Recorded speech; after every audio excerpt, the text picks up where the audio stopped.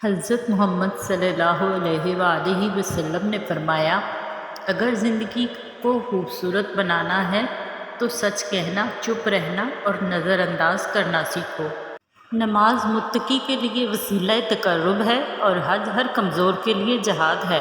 ہر شے کی ایک زکوٰۃ ہوتی ہے اور بدن کی زکوٰۃ روزہ ہے۔ عورت کا جہاد شوہر کے ساتھ بہترین برتاؤ ہے۔ امام علی علیہ السلام۔ حضرت علی علیہ السلام کا فرمان ہے، کسی کے دل میں محبت پیدا کر کے چھوڑ دینا اسے قتل کر دینے کے برابر ہے۔ جو شخص تم پر غصہ کرے مگر پھر بھی تعلق ختم نہ کرے، وہ برے وقت میں تمہارا سچا ساتھی ہے۔ مولا علی علیہ السلام۔ حضرت علی علیہ السلام نے فرمایا، ہمیشہ ایسے شخص کو چنا کرو جو آپ کو عزت دے، کیونکہ عزت محبت سے کہیں زیادہ خاص ہوتی ہے۔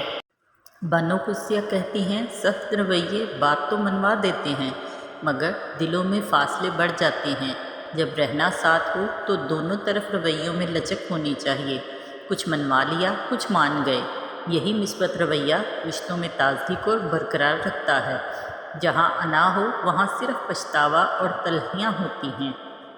جب کبھی تمہیں لگے تم بہت تھک چکے ہو اور دعا بھی نہیں مانگ سکتے تو خالی ہاتھ پھیلا دیا کرو، اور تمہارے پھیلے ہوئے ہاتھ اس بات کی گواہی ہوں گے کہ تم رب کائنات کے محتاج ہو، اور میرا رب خاموشیوں کو بھی جانتا ہے۔